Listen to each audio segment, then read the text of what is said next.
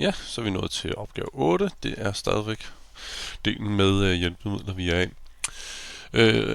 Sidste opgave, det var opgave 7, hvor vi havde alt det her smarte kørende, som vi nu lige kan slette en gang. Det behøver vi ikke mere. Ingen grund til at forvirre os selv. Vi trykker Ctrl-Z en bunke gange, og så er det simpelthen forsvundet. Opgave 8. Grundvandet er flere steder i Danmark forurenet med stoffet BAM. En bestemt type ufarlige bakterier kan nedbryde BAM. I et forsøg tilsætter man disse bakterier til en grundvandsprøve. Koncentrationen af BAM i prøven kan herefter beskrives ved modellen f af x er lig med 1,6 gange e opløftet i minus 0,0758x, hvor x er tiden efter forsøgets start målt i timer, og f af x er koncentrationen af BAM i prøven målt i mykram eller mikrogram per liter. Koncentrationen af BAM i vandet må højst være 0,1 gram per liter, hvis det skal bruges til at drikke.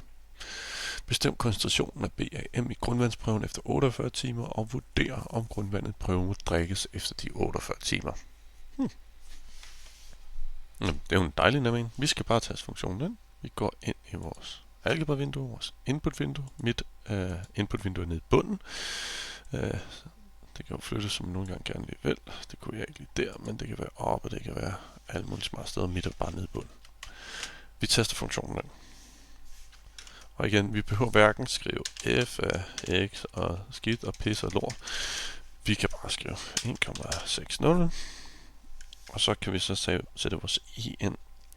Hvis man har en Windows, altså hvis man ikke har en Mac, så må man sådan lidt skrive den der XP, og så videre. Men hvis man har en Windows computer, så kan man simpelthen bare sige alt i, og så får man det her i, der bliver snakket om. Og så opløfter vi i minus 0,0758x bang slasko. Så får vi den der. I forhold til, Mac computer, og så mener jeg det den der. Er det ikke? Nej. Ja, jeg kan ikke huske det. Jo. X, så får man vores EAX. Men som sagt, Windows computer med bare taster alt E, så kommer den. Godt. Nu har vi fået testet vores funktion ind her. Ups, vi har den her. Den er så nydelig. Så skal vi finde ud af, om koncentrationen efter 48 timer er under det tilladte. Det skal højst være 0,1 mikrogram per liter. Så vi får målt mikrogrammet herovre på vores y-værdier. Så måden vi finder ud af, om vi ligger det under, det er simpelthen ved at sige vores f-funktion, men til 48. Fordi vores x-akse, det var vores timer, så vi kan bare sige f af 48 ind i kassevinduet og taste enter. Så får man sådan noget fint noget. Det gider jeg ikke se på. Så derfor så gør jeg præcis det samme. Blup, blup, blup, blup, blup, blup, blup. Og så trykker jeg numerisk beregning. Så kan jeg se her, at efter 48 timer, så er koncentrationen 0,04207. Men den må højst være 0,1. Er 0,04 mindre end 0,1? Ja, det er det. Så har vi vurderet, om den kan drikkes. Og det skriver man simpelthen bare pænt ind i opgaven. Ja.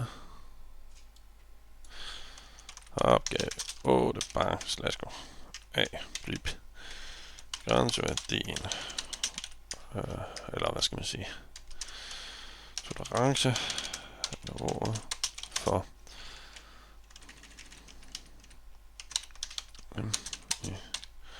BAM koncentrationen i vandet er 0,1. Og så den der smarte en. Gider ikke slås med det der. Vi skal jo bare hjemmegram per liter. Det er selvfølgelig ikke milligram, men det er den der smarte my, jeg vokset op med, det hedder. Den gider ikke lige slås med, jeg skulle finde lige nu.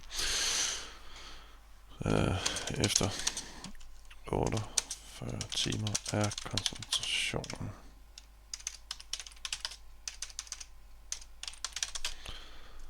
0,04 207 per liter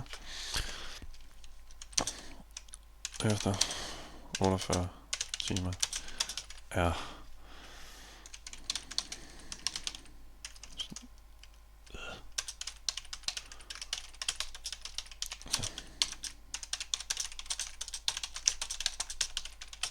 godt.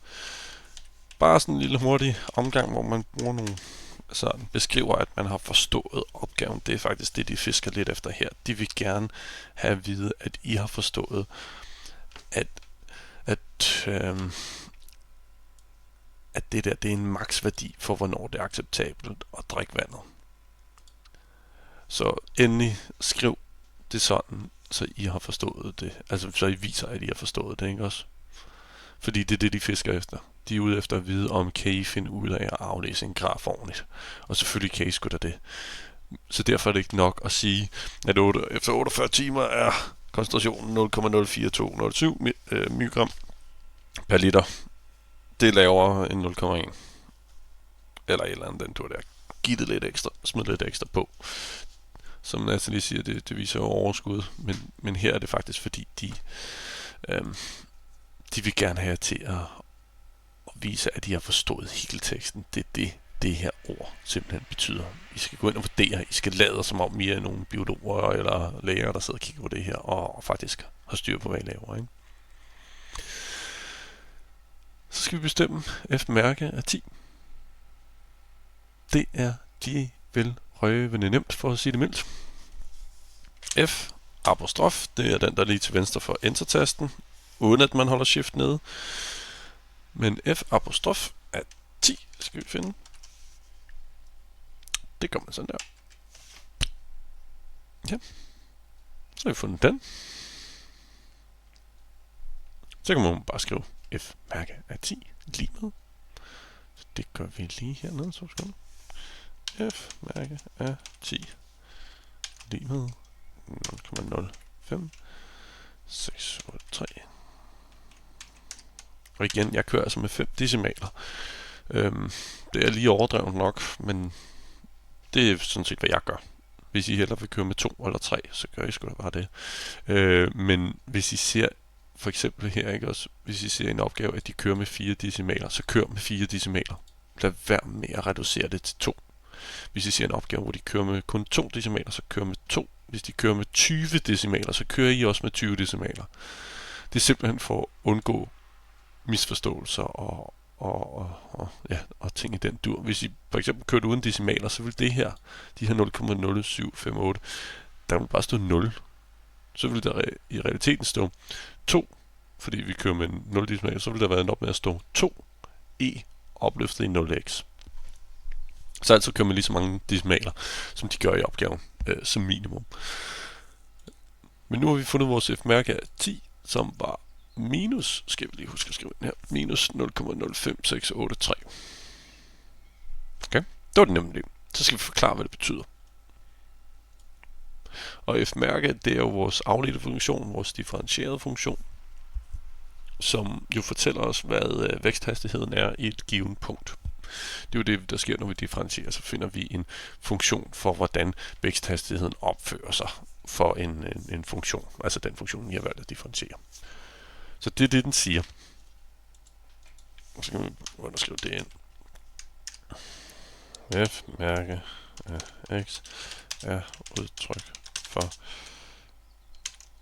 f af x's væksthastighed i et givet punkt.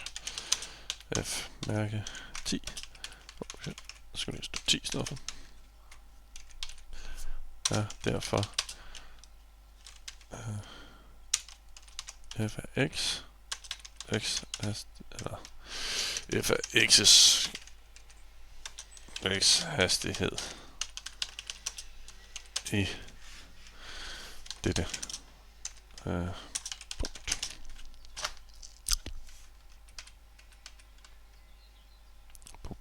Og så skal man lige rette det til, og vi skal selvfølgelig